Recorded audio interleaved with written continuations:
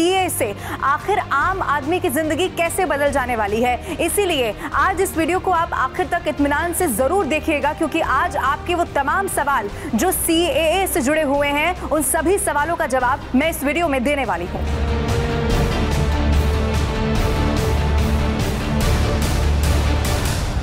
अब सबसे बड़ा सवाल ये कि आखिर सीएए है क्या। नागरिकता संशोधन कानून, जिसे केंद्र सरकार ने साल 2019 का वो वक्त था जब संसद में पास किया था। अब इस बिल का उद्देश्य पाकिस्तान, बांग्लादेश और अफगानिस्तान से आए 6 समुदायों, जिसमें हिंदू, ईसाई, सिख, जैन, बौद्ध और पारसी शामिल हैं, इनके शरणार्थियों को भारत की नागरिकता देना है। वैसे इस बिल में मुस्लिम समुदाय को शामिल नहीं किया गया और इसी मुद्दे पर जो राजनीतिक पार्टियां थी उनकी तरफ से जबरदस्त विरोध किया जाता रहा है समय समय पर। अब मैं आपको ये बता दूं कि 3 साल पहले जब संसद में ये संशोधन कानून पास हुआ था तो इस पर पूरे देश में एक तीखी प्रतिक्रिया और विरोध भी देखने को मिला था। सियासी पार्टियों ने भी इसका विरोध किया, लेकिन सरकार ने इसे लेकर न केवल स्थिति स्पष्ट की बल्कि इस कानून को लेकर जवाब भी दिए हैं। अब हम ये जानते हैं कि आखिर ये बिल और इसे लेकर सरकार का क्या कहना रहा है और कैसे ये चुनाव से पहले लागू होने वाला है, ये भी तय है। सवाल अब आपके मन में जरूर ये होगा कि आखिर नागरिकता संशोधन कानून है क्या। ये मैं आपको बताती हूँ। ये कानून किसी को भी नागरिकता से वंचित नहीं करता है, ये किसी को नागरिकता बल्कि देता है, और ये केवल उन लोगों की श्रेणी को संशोधित करता है जो नागरिकता के लिए खास तौर पर आवेदन कर सकते हैं। अब ऐसा उन्हें आवेदन यानी जो आवेदन करने वाले हैं उन्हें अवैध प्रवासी की परिभाषा से छूट देकर करता है। कोई भी व्यक्ति जो कि हिंदू, सिख, बौद्ध, जैन, पारसी या ईसाई समुदाय से ताल्लुक रखता हो और अफगानिस्तान, बांग्लादेश या पाकिस्तान से हो, जो कि भारत में 31 दिसंबर 2014 को या इससे पहले प्रवेश कर चुका हो और जिसे केंद्र सरकार के द्वारा पासपोर्ट अधिनियम 1920 की धारा 3 की उपधारा 2 के खंड स या विदेशी अधिनियम 1946 के प्रावधानों के आवेदन या उसके ही अंतर्गत किसी भी नियम या आदेश के तहत छूट दी गई हो। अब मैं आपको ये भी बता दूं कि इस छूट के लिए कानूनी ढांचा 2015 में गृह मंत्रालय की तरफ से जारी 2 अधिसूचनाओं में पाया जाता है। वो क्या है ये भी मैं आपको बताती हूँ। सबसे पहले ये जानिए कि 4 जो अधिसूचना केवल उन्हीं लोगों को छूट देती है जो हिंदू, सिख, बौद्ध, जैन, पारसी या ईसाई हैं, अब अफगानिस्तान, बांग्लादेश या पाकिस्तान से हैं, और अगर वो भारत में 31 दिसंबर 2014 से पहले धार्मिक उत्पीड़न की आशंका से भारत में प्रवेश कर गए थे तो ये उनके लिए है।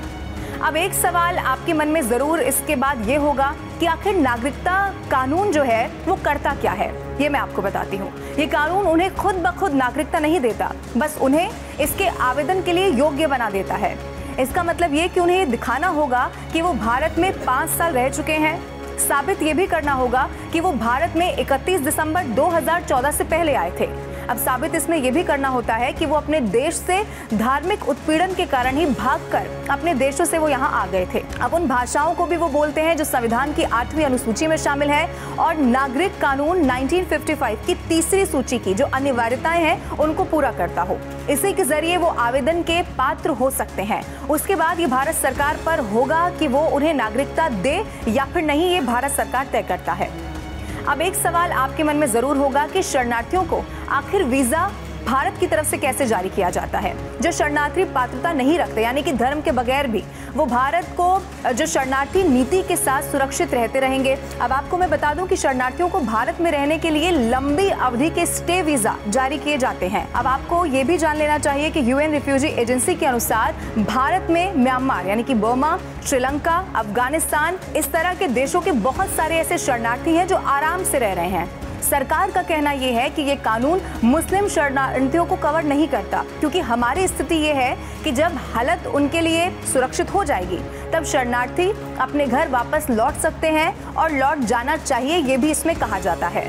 अब एक और बड़ा सवाल ये भी है कि भारत शरणार्थियों को वीजा आखिर देता कैसे है, तो ये भी जान लीजिए। भारत की हमेशा की नीति गैर समावेश की थी, इस सरकार के होने से बहुत पहले से ही।